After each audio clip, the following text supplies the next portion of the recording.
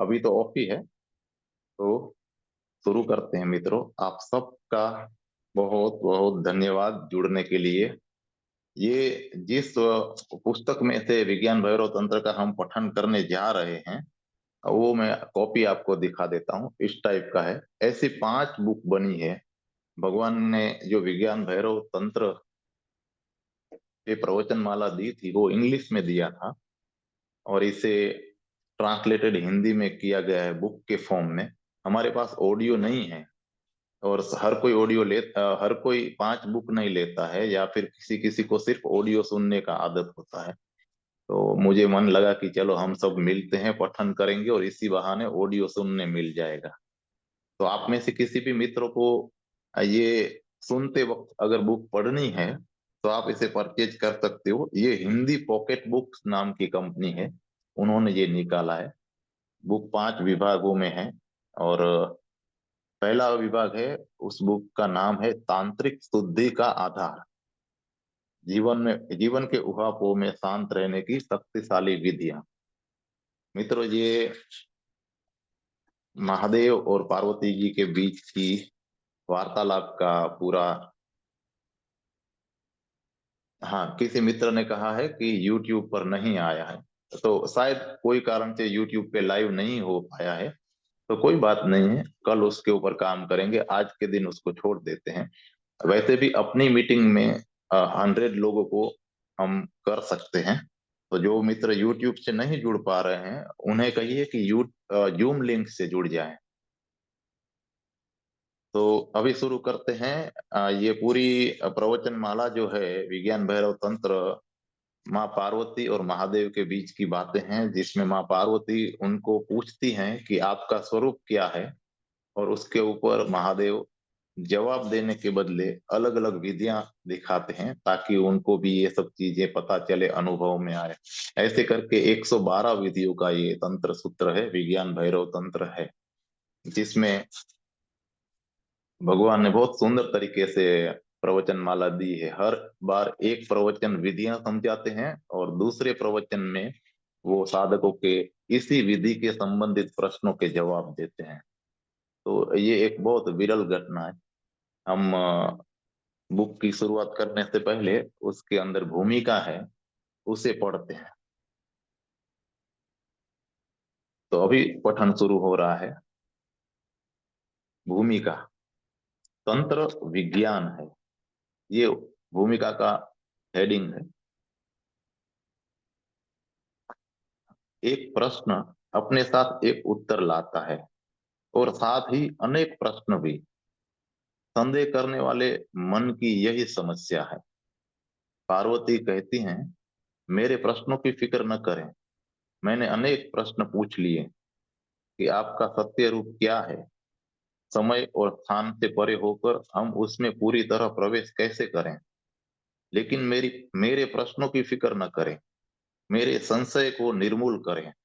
ये प्रश्न तो मैं इसलिए पूछती हूँ कि वे मेरे मन में उठते हैं।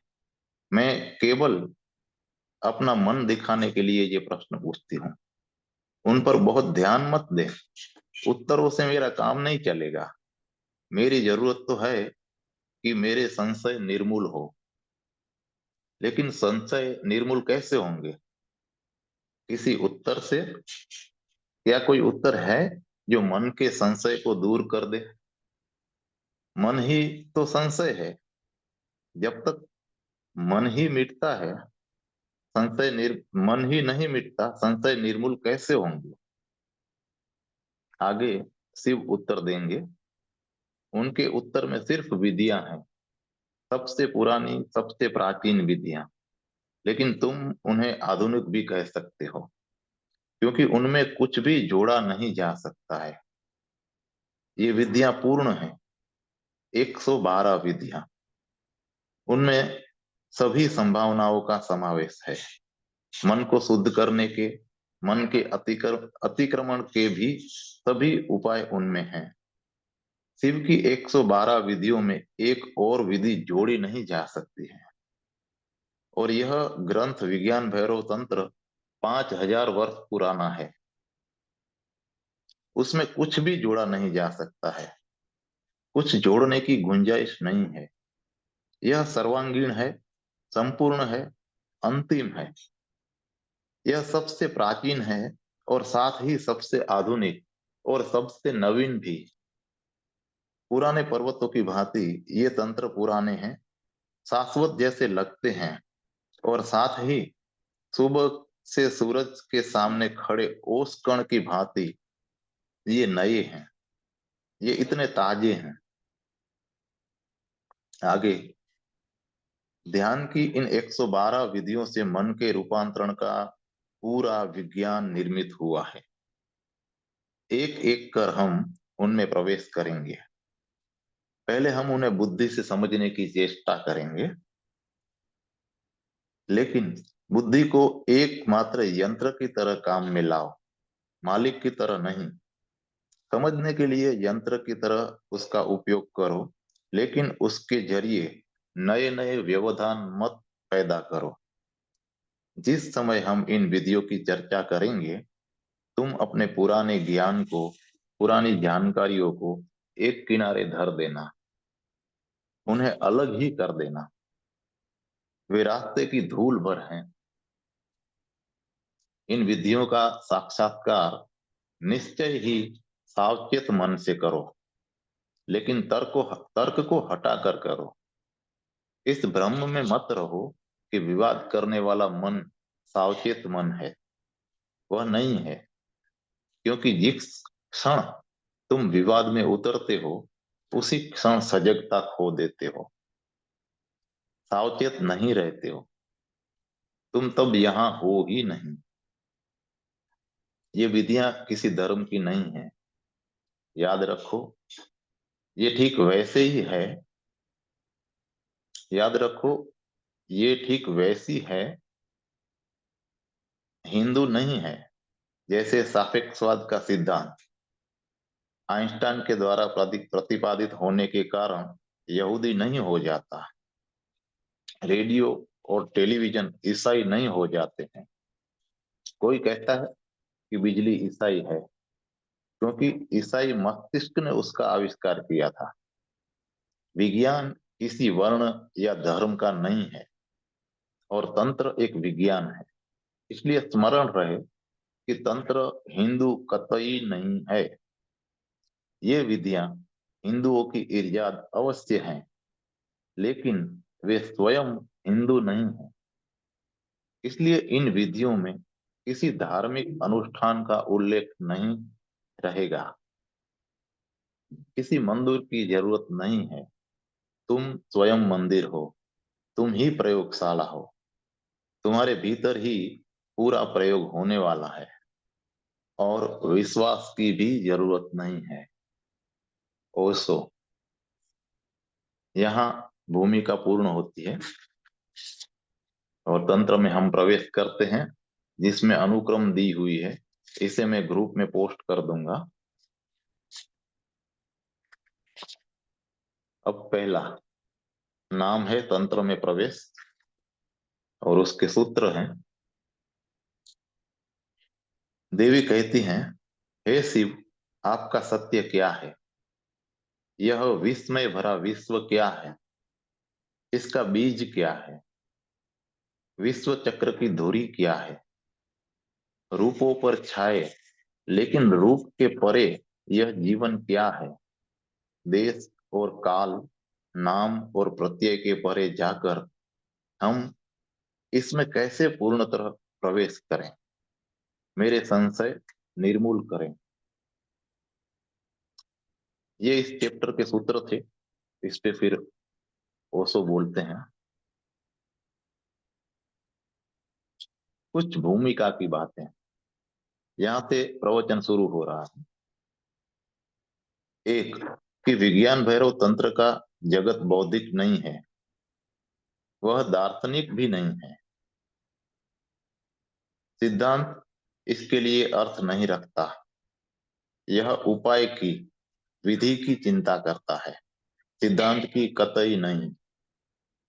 तंत्र शब्द का अर्थ ही है विधि, उपाय, मार्ग। इसलिए यह कोई मीमांसा नहीं है। इस बात को ध्यान में रख लें। बौद्धिक समस्याओं और उनके उहापोह से इसका कोई संबंध नहीं है। यह चीजों को क्यों की चिंता नहीं लेता, उनके कैसे की चिंता लेता है। सत्य क्या है इसकी नहीं, वरन इसकी कि सत्य को कैसे उपलब्ध हुआ जाए। तंत्र का अर्थ विधि है, इसलिए यह एक विज्ञान ग्रंथ है। विज्ञान क्यों की नहीं, कैसे की फिक्र करता है।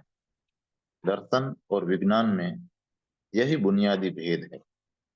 दर्शन पूछता है यह अस्तित्व क्यों है, विज्ञान पूछता है यह अस्तित्व कैसे है।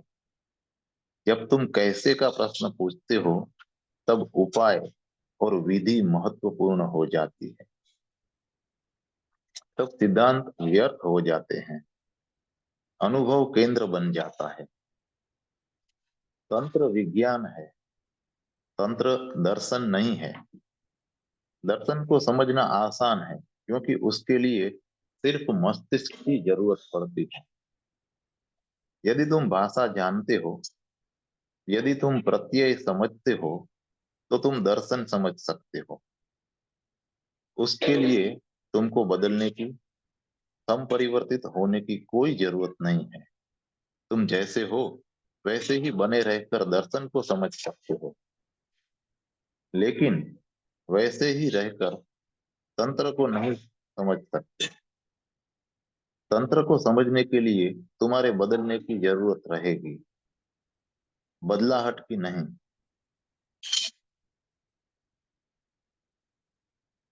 तंत्र को समझने के लिए तुम्हारे बदलने की जरूरत रहेगी, बदलाहट की ही नहीं, आमूल बदलाहट की जरूरत होगी। जब तक तुम बिल्कुल भिन्न नहीं हो जाते, तब तक तंत्र को नहीं समझा जा सकता, क्योंकि तंत्र कोई बौद्धिक प्रस्तावना नहीं, वह एक अनुभव है। और जब तक तुम अनुभव के प्रति संवेदनशील, तैयार, खुले नहीं होते, तब तक यह अनुभव तुम्हारे पास आने को नहीं है। दर्शन की फिक्र तुम्हारे मन के साथ है, उसके लिए तुम्हारा मस्तिष्क काफी है। उसको तुम्हारी समग्रता नहीं चाहिए, जबकि तंत्र तुमको तुम्हारी समग्रता में मांगता है। ये बहुत गहरी चुनौती है। इससे तुम पूरे और इकट्ठे होकर ही उतर सकते हो। तंत्र खंडित नहीं है, उसकी अगवानी के लिए और ही तरह के रुझान, और ही तरह की यात्रा, और ही तरह के मन की जरूरत है। आगे कहते हैं,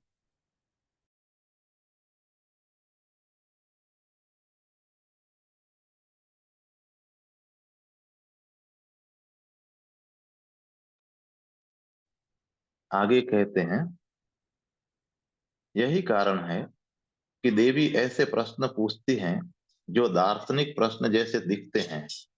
विज्ञान भैरव तंत्र देवी के प्रश्नों से शुरू होता है, और सभी प्रश्न दर्शन के तल पर हाथ में लिए जा सकते हैं।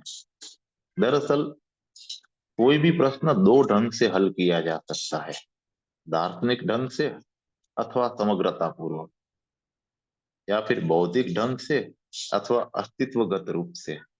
उदाहरण के लिए, अगर कोई पूछे कि प्रेम क्या है, तो तुम उस प्रश्न का उत्तर बौद्धिक तल पर दे सकते हो, कोई सिद्धांत प्रास्ताविक कर सकते हो, किसी विशेष परिकल्पना के लिए दलील दे सकते हो। तुम एक व्यवस्था, एक सिद्धांत और एक मतवाद भी खड़ा कर सकते हो।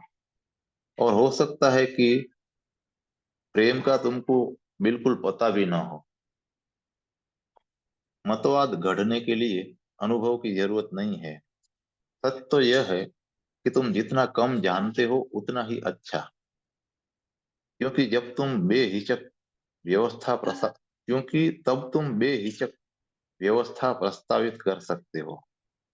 केवल अंधा आदमी आसानी से साथ प्रकाश की व्याख्या कर सकता है। जब तुम नहीं जानते हो, तब तुम ढीठ होते हो। अज्ञान हमेशा ढीठ होता है, जबकि ज्ञान झिझकता है। जितना तुम जानते हो, उतनी ही पांव के नीचे से जमीन खिसक नजर आती है। जितना तुम जानते हो, उतना ही तुमको तुम्हारे अज्ञान का अनुभव होता है। और जो सच में ही ज्ञानी है, वे अज्ञानी हो जाते हैं। वे बच्चों की तरह या मूढ़ों की तरह सरल हो जाते हैं। इसलिए जितना कम जानते हो, उतना बेहतर। मीमांसक होना, मतवादी होना, मूढ़ाग्रही होना सचमुच आसान है। किसी भी प्रश्न को बुद्धि के तल पे हल करना सरल है, लेकिन किसी प्रश्न को अस्तित्वगत रूप से हल करना, उसे सोचना नहीं, उसे जीना, उसमें जीना और उसके द्वारा अपने को पूरी तरह बदल जाने देना कठिन है। उसका अर्थ हुआ कि प्रेम को जानने के लिए तुमको प्रेम में उतरना पड़ेगा। यह खतरनाक है, क्योंकि तब तुम वही न रहोगे जो थे। अनुभव तुमको बदल देगा। जिस क्षण तुम प्रेम में प्रवेश करते हो, तुम एक दूसरे व्यक्ति में प्रवेश करते हो। और तब जब तुम उसके बाहर निकलोगे, तब तुमको तुम्हारा पुराना चेहरा पहचानने को नहीं मिलेगा। वह चेहरा अब तुम्हारा रहा नहीं। एक विच्छिन्नता, एक टूट पैदा हो चुकी। अब एक अंतराल आ गया। पुराना आदमी मर चुका और उसकी जगह एक नया आदमी आ गया है। उसे ही पुनर्जन्म कहते हैं, द्विज कहते हैं। तंत्र गैर दार्शनिक है और अस्तित्वगत है। इसलिए यद्यपि देवी ऐसे प्रश्न पूछती हैं जो दार्शनिक मालूम होते हैं, लेकिन शिव उत्तर उसी ढंग से नहीं देते हैं। और तो भी वे उत्तर देते हैं। और सच तो यह है कि केवल शिव ने ही उनके उत्तर दिए हैं, किसी और ने नहीं। लेकिन उनके उत्तर भिन्न तल के हैं। देवी पूछती हैं, प्रभु, आपका सत्य क्या है? शिव इस प्रश्न का उत्तर न देकर उसके बदले में एक विधि देते हैं। अगर देवी इस विधि को प्रयोग से गुजर जाएं, तो वे उत्तर पा जाएंगी। इसलिए यहाँ पर उत्तर परोक्ष हैं, प्रत्यक्ष नहीं। शिव नहीं बताते हैं कि मैं कौन हूं। वे एक विधि भर बताते हैं। वे कहते हैं, यह करो और तुम जान जाओगी। तंत्र के लिए करना ही जानना है, और कोई जानना जानना नहीं है। जब तक तुम कुछ करते नहीं, तब तक बदलते नहीं। जब तक बुद्धि के अतिरिक्त किसी अन्य ही आयाम में नहीं प्रवेश करते, तब तक कोई उत्तर नहीं है। उत्तर तो दिए जा सकते हैं, लेकिन वे सब के सब झूठे होंगे। सभी दर्शन झूठे हैं। तुम एक प्रश्न पूछते हो और दर्शन एक उत्तर देता है। उससे तुम चाहे संतुष्ट होते हो या नहीं होते हो। यदि संतुष्ट हुए, तो तुम उस दर्शन के अनुयायी हो जाते हो। लेकिन तुम वही के वही नहीं रहते हो। और यदि नहीं संतुष्ट हुए, तो दूसरे दर्शन की खोज में निकल चलते हो, जिनसे संतुष्टि मिल सके।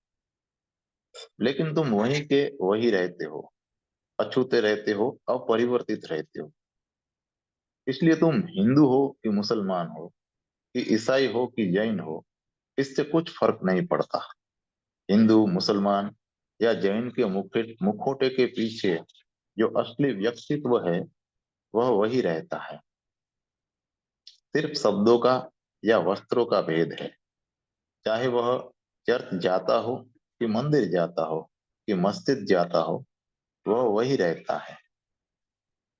सिर्फ चेहरों का फर्क है। और वे चेहरे झूठे हैं। वे मुखोटे भर हैं। और मुकुटों के पीछे वही आदमी है, वही क्रोध, वही आक्रामकता, वही हिंसा, वही लोभ, वही लिप्सता, सब कुछ वही का वही है। क्या मुस्लिम कामुकता हिंदू कामुकता से भिन्न है? क्या ईसाई हिंसा और हिंदू हिंसा में फर्क है? वह एक ही है। हकीकत एक है, सिर्फ वस्त्र भिन्न है। तंत्र को तुम्हारे वस्त्र से कुछ लेना देना नहीं है, उसे सीधे तुमसे लेना देना है। अगर तुम प्रश्न पूछते हो तो उससे इतना ही पता चलता है कि तुम कहाँ हो, और उससे यह भी पता चलता है कि तुम जहां भी हो तुमको दिखाई नहीं पड़ता। एक अंधा आदमी पूछता है कि प्रकाश क्या है, और दर्शन बताना शुरू कर देगा कि प्रकाश क्या है। मगर तंत्र केवल यह निष्पत्ति निकालेगा कि प्रकाश के बारे में प्रश्न पूछने वाला महज आंख का अंधा है। और तब तंत्र उस आदमी का उपचार शुरू करेगा, उसे बदलने का उपाय करेगा, उसकी आंखें देख सके। तंत्र यह नहीं बताएगा कि प्रकाश क्या है, तंत्र सिर्फ यह बताएगा कि तुम किस तरह आंख को, दृष्टि को, देखने को उपलब्ध हो सकते हो। और दृष्टि की उपलब्धि के साथ ही उत्तर उपलब्ध हो जाएगा। इसलिए तंत्र समाधान नहीं देता है, समाधान को उपलब्ध होने की विधि देता है। अब यह समाधान बौद्धिक नहीं होगा। अगर तुम अंधे आदमी को प्रकाश के बारे में कुछ कहोगे तो वह कहना बौद्धिक होगा। और अगर अंधा स्वयं देखने में सक्षम हो जाता है तो वह अस्तित्वगत बात होगी। जब मैं कहता हूं कि तंत्र अस्तित्वगत है तो उसका यही मतलब है। इसलिए शिव देवी के प्रश्न के उत्तर नहीं दे रहे हैं, फिर भी दे रहे हैं। यह पहली बात। और दूसरी बात कि यह एक सर्वथा भिन्न भाषा है। इसमें प्रवेश के पहले हमें इसके संबंध में कुछ जान लेना होगा। तंत्र के सभी ग्रंथ शिव और देवी के बीच का संवाद है। देवी पूछती हैं और शिव जवाब देते हैं। सभी तंत्र ग्रंथ ऐसे ही शुरू होते हैं। क्यों? यह ढंग क्यों? यह बहुत अर्थपूर्ण है। यह संवाद किन्हीं गुरु और शिष्य के बीच का संवाद नहीं है। यह संवाद घटित होता है दो प्रेमियों के बीच। और तंत्र इसके द्वारा बहुत ही अर्थपूर्ण बात की खबर देता है। यह कि गहराई की शिक्षा तब तक नहीं दी जा सकती जब तक कि दोनों के, शिष्य और गुरु के बीच प्रेम का संबंध न हो। शिष्य और गुरु को गहरे प्रेमी होना होगा। तब और तभी ऊंचाई को, पार को अभिव्यक्त किया जा सकता है, प्रकट किया जा सकता है। इसलिए यह प्रेम की भाषा है। शिष्य के लिए प्रेम के भाव में होना जरूरी है, लेकिन इतना ही काफी नहीं। दो मित्र में भी प्रेम हो सकते हैं। तंत्र कहता है शिष्य में प्रेम और अतिरिक्त ग्राहकता होनी चाहिए, तभी कुछ संभव है। शिष्य होने के लिए स्त्री होना जरूरी नहीं है, लेकिन उसके लिए स्त्रैण ग्राहकता होना अनिवार्य है। यहाँ देवी पूछती है, उसका अर्थ हुआ कि स्त्रैण भाव पूछता है। लेकिन स्त्रीण भाव पर यह जोर क्यों? पुरुष और स्त्री में शारीरिक फर्क ही नहीं है, पर मानसिक फर्क भी है। यौन शरीर के तल पर ही नहीं, मन के तल पर भी बड़ा फर्क लाता है। स्त्रीण मन का अर्थ है ग्राहकता, समग्र ग्राहकता, समर्पण, प्रेम। शिष्य को उसी स्त्रीण मन की आवश्यकता है, अन्यथा वह नहीं सीख पाएगा। तुम पूछते हो, तुम पूछ तो सकते हो, लेकिन अगर खुले नहीं हो तो उत्तर तुमको नहीं मिल सकता। प्रश्न पूछकर भी तुम बंद रह सकते हो। उस हालत में उत्तर तुम में प्रवेश नहीं करेगा। तुम्हारे द्वार दरवाजे बंद है। तुम मृत हो। तुम खुले जो नहीं हो। ऋण ग्राहकता का अर्थ है गहरे में गर्भ जैसी ग्राहकता, ताकि तुम ग्रहण कर सको, ले सको। उतना ही नहीं, उससे भी ज्यादा की जरूरत है। स्त्री कोई चीज ग्रहण ही नहीं करती है। जिस क्षण ग्रहण करती है, उसी क्षण वह चीज उसके शरीर का भाग बन जाती है।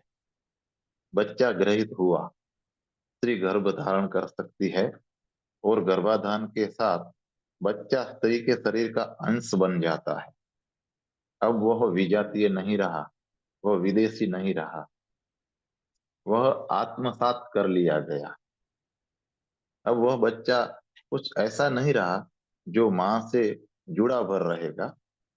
अब वो माँ के अंश की तरह, माँ की तरह ही जिएगा। बच्चा ग्रहित ही नहीं होता है। प्रेरण शरीर सृजनात्मक तो हो ही जाता है, और बच्चा बढ़ने भी लगता है। शिष्य को गर्भ जैसी ग्राहकता की जरूरत है। जो कुछ भी ग्रहण किया जाएगा, उसे मूर्त ज्ञान की तरह इकट्ठा नहीं करना है। उसे तुम्हारे भीतर बढ़ना चाहिए। उसे तुम्हारा रक्त हड्डी ही बन जाना चाहिए। अब उसे तुम्हारा हिस्सा बन जाना पड़ेगा। उसे बढ़ने देना है, उसे वृद्धि देनी है। और यही वृद्धि तुमको ग्राहक को बदलेगी, रूपांतरित करेगी। यह कारण है कि तंत्र इस उपाय को काम में लाता है। हर ग्रंथ देवी के प्रश्न से शुरू होता है, और शिव उसका उत्तर देते हैं। देवी शिव की प्रिया है, उनका स्त्रीण अंश है। एक बात और, जब अब आधुनिक मनोविज्ञान, खासकर गहराई का मनोविज्ञान, कहता है कि मनुष्य पुरुष और स्त्री दोनों है। कोई भी व्यक्ति न मात्र पुरुष है, न मात्र स्त्री है। प्रत्येक उभयलिंगी है। उनमें दोनों यौन मौजूद हैं। पश्चिम में यह खोज हाल की घटना है, लेकिन तंत्र के लिए हजारों साल से उसकी एक बुनियादी धारणा रही है। तुमने शिव के कुछ चित्र देखे होंगे जिनमें वे अर्धनारीश्वर हैं, आधा पुरुष और आधी नारी। मनुष्य के पूरे इतिहास में यह अपनी तरह की एक अकेली धारणा है। शिव को उसमें आधे पुरुष और आधी स्त्री की तरह चित्रित किया गया है। इसलिए देवी प्रिया ही नहीं है, शिव की अर्धांगिनी है। और जब तक शिष्य गुरु का दूसरा अर्धांग नहीं बन जाता, ऊंचाई की शिक्षा, गुह्य विधियों की शिक्षा नहीं दी जा सकती। जब तुम ऐसे हो जाओगे, तो संदेह नहीं बचेगा। जब तुम गुरु के साथ एक हो जाओगे, समग्र रूपेण, गहन रूपेण, कि तर्क न रहा, बुद्धि न बची, तब तुम ग्रहण कर सकते हो। तब तुम गर्भ बन जाते हो, और तब गुरु की शिक्षा तुम में वृद्धि पाती है। तब वो तुमको बदलने लगती है। यही कारण है कि तंत्र प्रेम की भाषा में लिखा गया। यहाँ प्रेम की भाषा के संबंध में भी कुछ समझना आवश्यक है।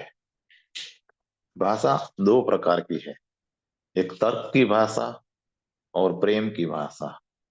और दुनिया दोनों में बुनियादी भेद हैं।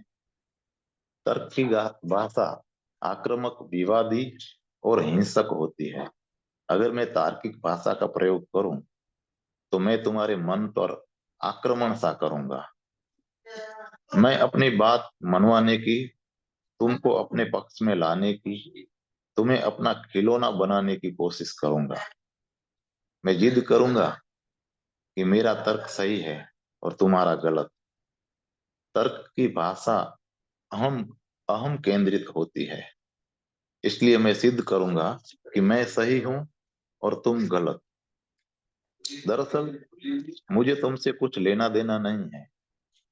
मुझे मेरे अहंकार से मतलब है, और मेरा अहंकार हमेशा सही होता है। प्रेम की भाषा सर्वथा भिन्न है। वहां मुझे अपनी ही नहीं, तुम्हारी चिंता है। वहां मुझे कुछ सिद्ध करने को नहीं पड़ी है। अपने अहंकार को मजबूत नहीं बनाना है। तुम्हारी सहायता करना ही मेरा अभिष्ट है। यह करुणा है जो तुमको बढ़ने में, बदलने में, तुम्हारे पुनर्जन्म में सहयोगी होना चाहती है। और दूसरी बात कि तर्क सदा बौद्धिक है। उसमें तर्क और सिद्धांत महत्वपूर्ण है, दलीलें अर्थपूर्ण है। जबकि प्रेम की भाषा में क्या कहा जाए यह महत्व का नहीं है, कैसे कहा जाए यह महत्व का है। वाहन शब्द महत्वपूर्ण नहीं है, महत्वपूर्ण है उसका अर्थ, उसका संदेश।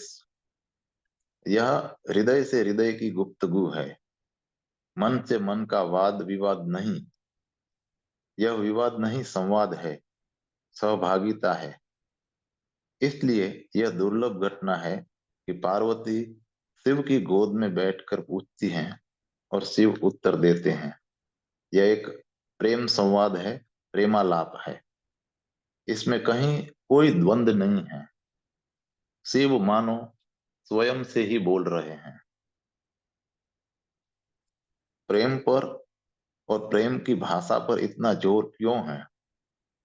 इसलिए कि अगर तुम अपने गुरु के साथ प्रेम में हो तो सारा गेस्टाल्ट बदल जाता है। समूचा दर्शन, समूचा परिदृश्य दूसरा ही हो जाता है। तब बात ही कुछ और है। तब तुम गुरु के शब्द नहीं सुनते हो, तब तुम गुरु को पीते हो। तब शब्द अप्रासंगिक हो जाते हैं।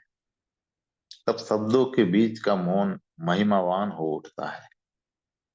गुरु जो कुछ कहता है वह अर्थपूर्ण हो सकता है, नहीं भी हो सकता है।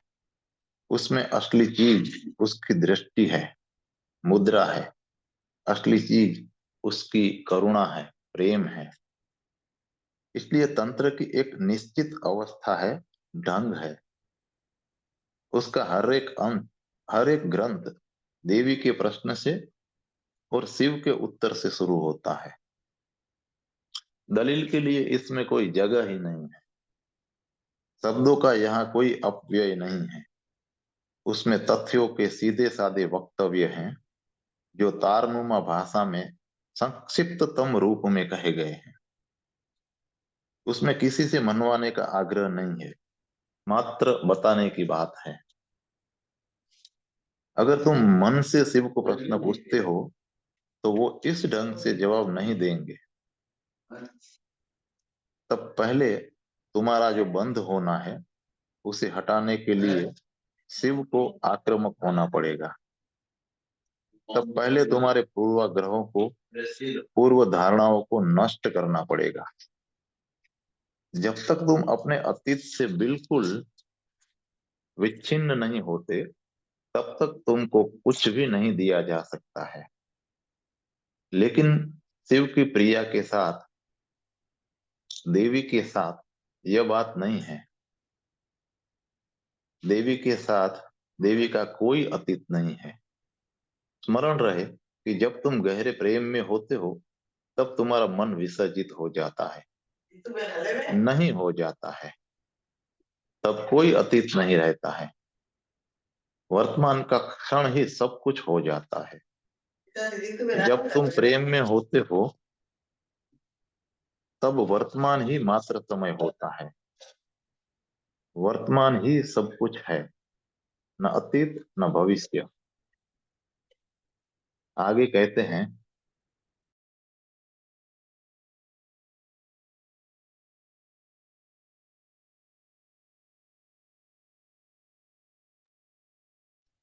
आगे कहते हैं, इसलिए देवी खुली है।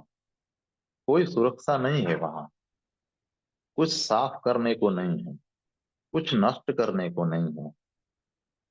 देवी की भूमि तैयार है, उसमें बीज डालने की देर है। कहना चाहिए कि भूमि न केवल तैयार ही है, वह स्वागत की मुद्रा में है।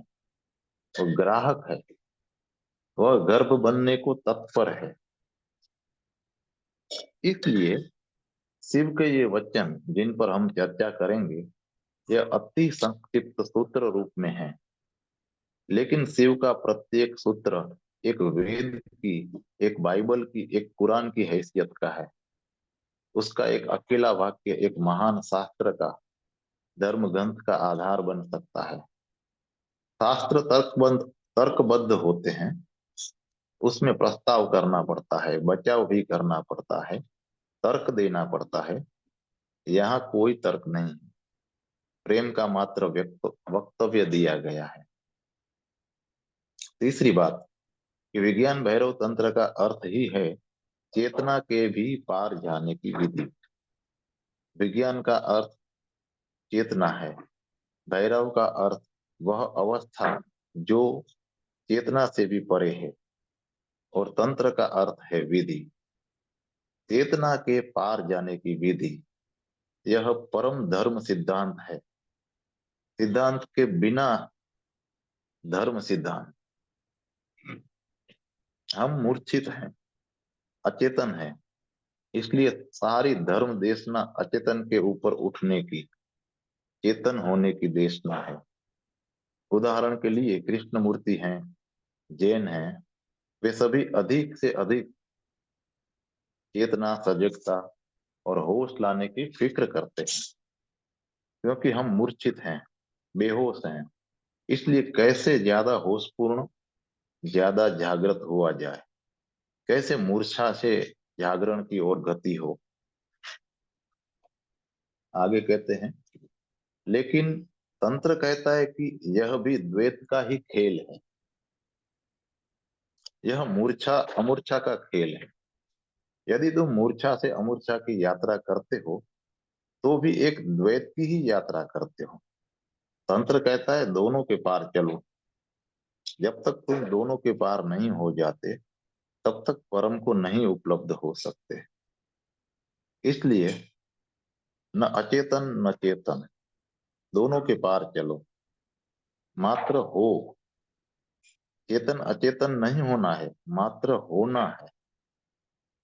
यह योग के भी पार है, जैन के भी पार है, यह सभी धर्म देशनाओं के पार है। विज्ञान का मतलब है चेतना, और भैरव एक विशेष शब्द है, तांत्रिक शब्द जो परगामी के लिए कहा गया है। इसलिए शिव को भैरव कहते हैं और देवी को भैरवी, वे जो समस्त द्वैत के पार चले गए हैं। हमारे अनुभव में प्रेम उसकी थोड़ी झलक दे सकता है। यही कारण है कि तंत्र विद्या सिखाने के लिए प्रेम उसका बुनियादी उपाय बन जाता है। अपने अनुभव से हम कह सकते हैं कि प्रेम ही वह कुछ है जो द्वैत के पार जाता है। तब दो व्यक्ति जब दो व्यक्ति प्रेम में होते हैं, तब ज्यो ज्यो वे उसकी गहराई में उतरते हैं, त्यों त्यों दो कम और एक ही ज्यादा रहते हैं। और एक बिंदु आता है, एक शिखर स्पर्श होता है, जहां वे देखने में ही दो होते हैं, भीतर से एक हो जाते हैं। वहां द्वैत का अतिक्रमण हो जाता है। इसी अर्थ में जीसस का यह वचन कि परमात्मा प्रेम है, यह अर्थपूर्ण हो जाता है, अन्यथा नहीं। हमारे अनुभव में प्रेम परमात्मा के सबसे निकट है। इसका यह मतलब नहीं है, जैसा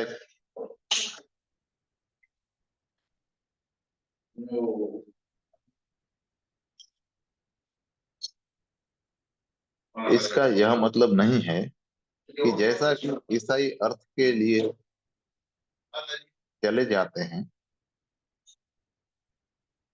एक सेकंड।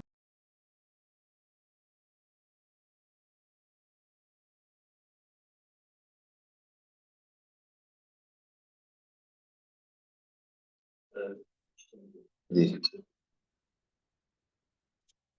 आगे कहते हैं,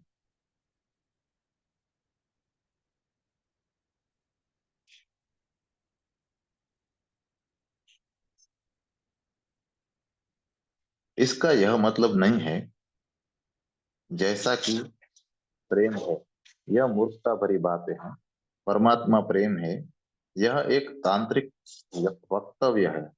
इसका अर्थ है कि हमारे अनुभव में केवल प्रेम वह यथार्थ है जो परमात्मा के भगवत्ता के निकटतम पड़ता है, क्योंकि प्रेम में एकता का अनुभव होता है। शरीर दो रहते हैं, लेकिन शरीर शरीर से परे कुछ है जो मिलकर एक हो जाता है। आज के लिए यहाँ पर स्टॉप करते हैं मित्रों। अभी ये पहला चैप्टर ही चल रहा है। आज मैं ग्रुप के अंदर अनुक्रम को शेयर कर दूंगा।